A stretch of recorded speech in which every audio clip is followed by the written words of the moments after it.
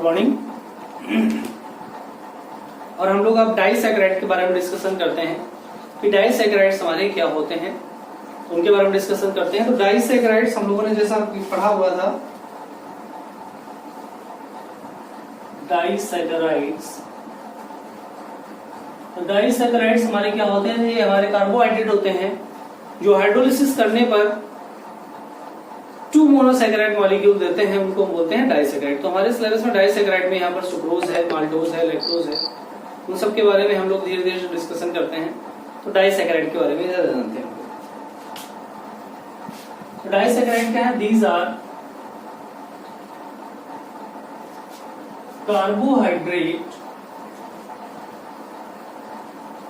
carbohydrate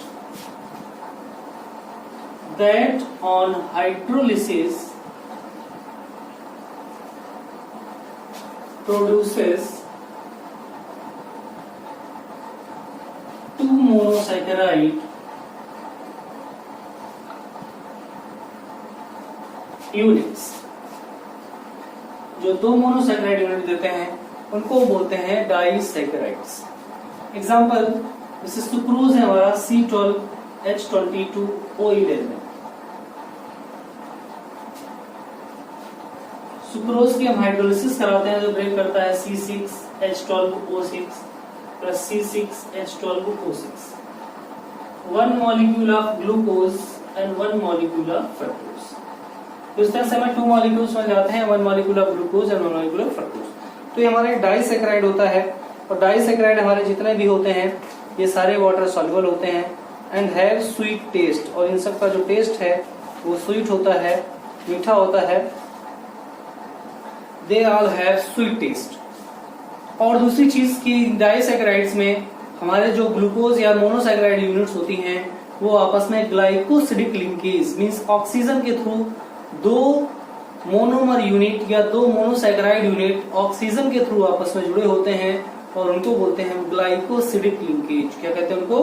तो that mean हमारी अगर बात आती है कि हमारे जो पॉलीसैकेराइड या कार्बोहाइड्रेट मॉलिक्यूल्स हैं वो आपस में उनकी जो मोनोमर यूनिट है वो ग्लाइकोसिडिक लिंकेज के थ्रू जुड़ी होती है। तो अब इसका क्वेश्चन कई तरह से पूछा जाता है कि which type of linkage present between the starch molecule present in the monomer unit A starch in cellulose glycogen. तो कोई भी कार्बोहाइड्रेट हमारा है उनके बीच में हमारे ग्लाइकोसिडिक लिंकेज प्रेजेंट होते हैं।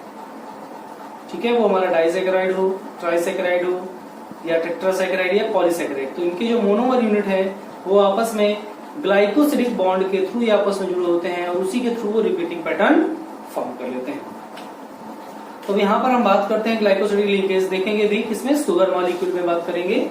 तो शुगर हमारा मॉलिक्यूल जो है एक ग्लूकोज यूनिट और एक फ्रक्टोज यूनिट, 2 से मिलकर बना होता है सुक्रोज। इसको हम लोग केन शुगर भी कहते हैं। शुगर केन से इसको बेसिकली स्टार्ट किया जाता है, बहुत ज्यादा पाया जाता है शुगर केन में। फॉर्मूला होता है इसका C12H22O11। फॉर्मूला इसका C12H22O11। अब इसको प्रिपेयर कैसे करते हैं? इसमें एक अल्फा ग्लूकोज, अल्फा लिंकेज से मींस C1 कार्बन से, एंड एक हमारा फ्रक्टोज यूनिट, दोनों आपस में जुड़ती हैं। फ्रक्टोज यूनिट हमारा बीटा कार्बन से जुड़ता है C2 जो सेकेंड नंबर कार्बन होता है, और ग्लूकोज का alpha carbon first number carbon आपस में जुड़ता है। दैट मीन ग्लूकोज का फर्स्ट नंबर कार्बन, फ्रक्टोज का हमारा 5th नंबर कार्बन जो होता है उसमें 2 कार्बन होंगे। तो उस तरह से जुड़ा होता है। ये दोनों जब आपस में जुड़ते हैं ग्लाइकोसिडिक लिंकेज से तो हमारा मिल जाता है सुक्रोज मॉलिक्यूल। देखो किस तरह से जुड़ते हैं ग्लाइकोसिडिक लिंकेज सुक्रोज में हमारा प्रेजेंट होता है, देखते हैं हम लोग।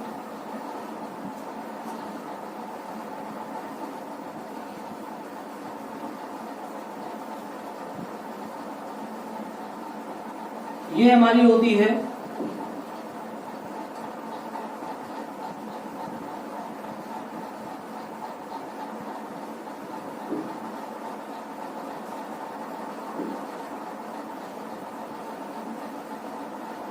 ग्लूकोज यूनिट,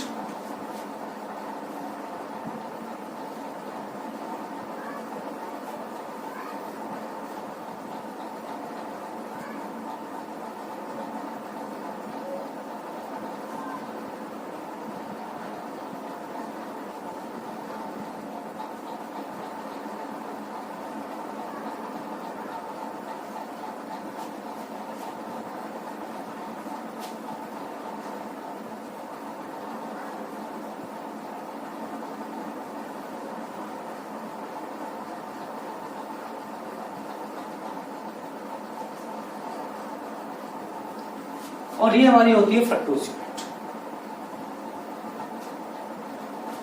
इन दोनों के बीच में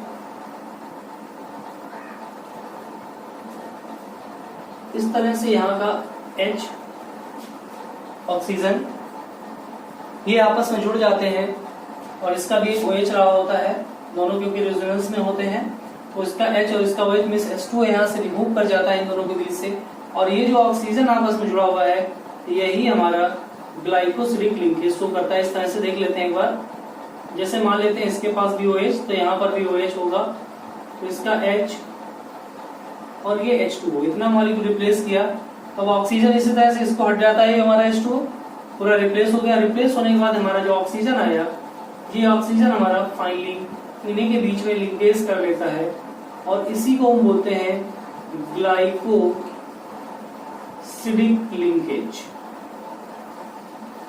ये हमारा ग्लाइकोसिडिक लिंकेज, और इसको अल्फा कार्बन बोलते हैं। इसको 1 नंबर से स्टार्ट करते हैं, तो ये 1 है, 2 है, 3 है, 4 है, 5 है, 6 है।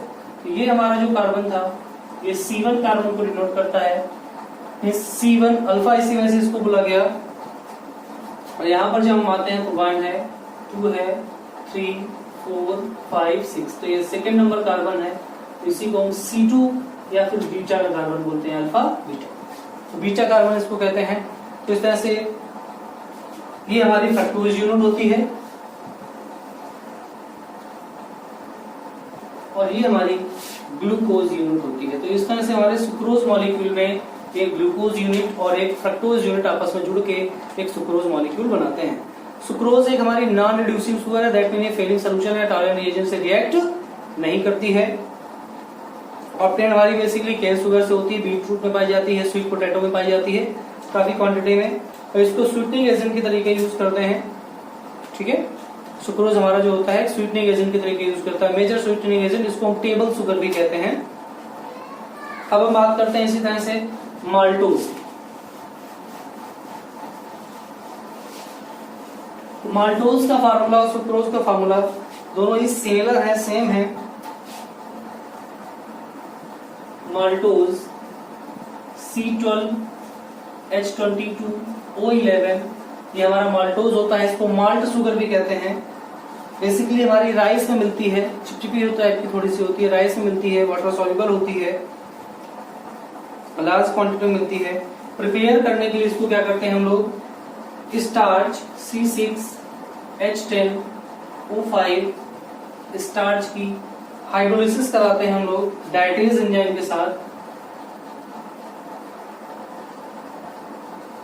जब डायटेज एंजाइम के साथ हाइड्रोलिसिस कराते हैं हम लोग तो हमें मिल जाता है C12H22O11 दैट इज माल्टोज। और माल्टोज में क्या होता है कि हमारी दो ग्लूकोज यूनिट जुड़ती हैं। सुक्रोज में डिफरेंस देखो क्या था, सुक्रोज में एक ग्लूकोज और एक फ्रक्टोज, और माल्टोज में दोनों ही ग्लूकोज यूनिट आपस में जुड़ी होती हैं और वो भी अल्फा लिंकेज से आपस में जुड़ी होती हैं, तो हमारा माल्टोज बनता है। अगर यहीं पर इनका बीटा लिंकेज हो जाता है, बीटा बीटा कार्बन का लिंकेज हो जाता है, तो फिर हमारा वो हो जाता है लैक्टोज। लैक्टोज शुगर वहां मिल जाती है, दोनों बीटा कार्बन से होते हैं, बीटा ग्लूकोज। तो देखो माल्टोज को देखते हैं, तो माल्टोज में किस तरह से जुड़ते हैं हमारे ग्लूकोज यूनिट, इस तरह से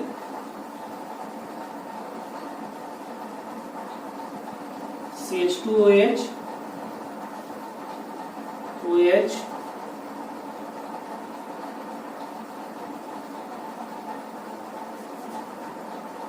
H और OH। दूसरा ग्लूकोज यूनिट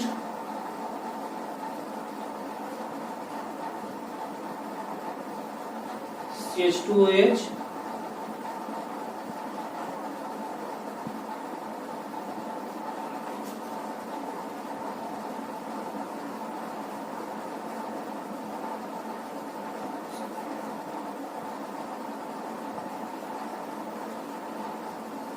तो ये दोनों ही हमारी ग्लूकोज यूनिट है। अब इन दोनों ग्लूकोज यूनिट में अल्फा कार्बन से लिंकेज होता है, दैट मीन सीधा H2O इतना बार होता है हमारा, और H और OH का जुड़ जाता है आपस में, और जुड़ के इनकी जो स्ट्रक्चर है वो किसी तरह से हो जाती है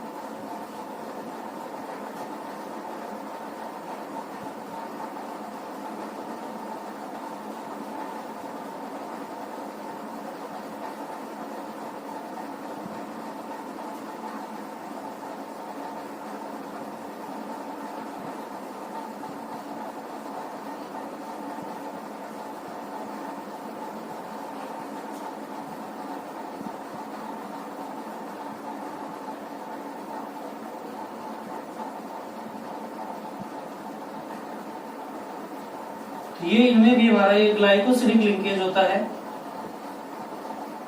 ग्लाइकोसिडिक लिंकेज यहाँ पर रिप्रेजेंट होता है। दो हमारे ग्लूकोज यूनिट, ये भी हमारा C1 है और ये हमारा C4 कार्बन है। C1 और C4 दोनों डायरेक्ट जुड़ जाते हैं तो अल्फा लिंकेज से जुड़ते हैं। C1 और C4 लिंकेज यहाँ पर होता है, दोनों आपस में जुड़े होते हैं, कंडेंसेशन होता है। ये C1 कार्बन था हमारा और ये हमारा C4 कार्बन। ठीक है, तो C1 और C4 कार्बन में लिंकेज से हमारे जो अल्फा लिंकेज के थ्रू बनता है तो हमारा बनता है माल्टोज मॉलिक्यूल। माल्टोज का भी इंडस्ट्रियल प्रोडक्शन किया जाता है, फाइबर्स बनाने में, इससे हमारे कपड़े वगैरह बनाने में इसका यूज किया जाता है। टेक्सटाइल इंडस्ट्री में इसका यूज होता है। बाद में फर्दर इसमें इंप्रूवमेंट्स करके नाइट्रिक एसिड से रिएक्ट कराते हैं, वो बनता है, हम लोग आगे पढ़ेंगे। अब बात आती है लैक्टोज की।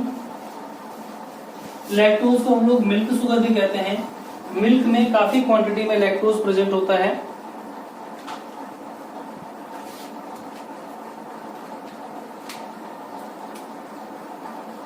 लैक्टोज, इसको मिल्क शुगर भी कहते हैं। मिल्क का जो मीठापन होता है वो इसी वजह से होता है। फॉर्मूला है इसका C12H22O11। ठीक है, मिल्क से आपको मिलता है और इसमें भी C1 बीटा और दूसरा भी जो हमारा कार्बन होता है, दोनों बीटा लिंकेज से आपस में जुड़े होते हैं। ठीक है, तो हमारा ग्लूकोज मॉलिक्यूल बनता है। बीटा लिंकेज का मतलब यहाँ पर दोनों के बस स्पेशल पोजीशन थी, दोनों एज की, यहाँ दोनों एक ही प्लेन में आ रहे थे, वहां दोनों अलग अलग प्लेन पर आते हैं। मेन डिफरेंस हमारा ये है। तो दोनों हमारे ग्लूकोज यूनिट जुड़े होते हैं ग्लाइकोसिडिक लिंकेज से, means two glucose unit attach by beta glycosidic linkage. Beta glycosidic linkage किस तरह से होता है देख लेते हैं।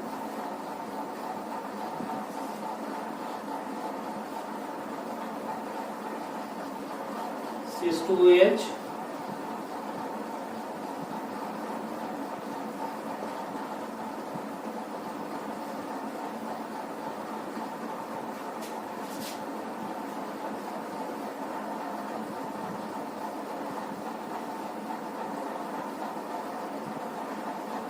एक ही हमारा यूनिट।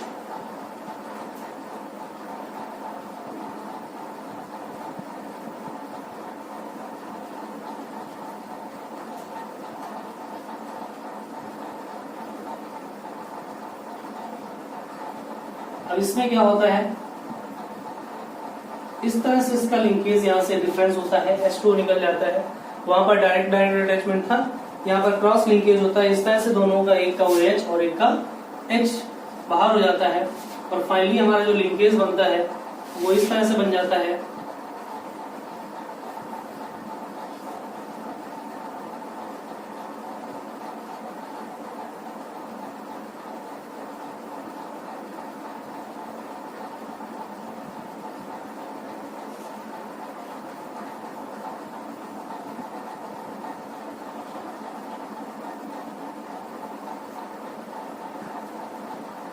हम लोग इसको रिप्रेजेंटेशन इस तरह से कर देते हैं।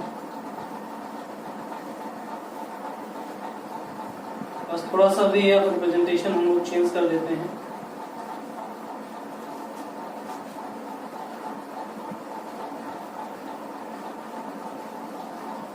और ये भी हमारा ग्लाइकोसिडिक लिंकेज, लेकिन इसको बीटा लिंकेज कहते हैं। और इस तरह से हमारा लैक्टोज मॉलिक्यूल बन जाता है। लैक्टोज शुगर को बेबी फीड के तरीके भी यूज किया जाता है, जो मिल्क में बेसिकली होती है। तो बेबी फीड के तरीके हम लोग, जो जितने भी बेबी फीड प्रोडक्ट्स होते हैं, तो उनमें बेसिकली स्वीटनिंग एजेंट के तरीके हम लोग लैक्टोज का यूज करते हैं, मेडिकल फील्ड में यूज किया जाता है। तो ये भी इंपॉर्टेंट है। और हम लोग पॉलीसैकेराइड्स और जो आगे है वो हम लोग नेक्स्ट वीडियो पे डिस्कस करेंगे। नेक्स्ट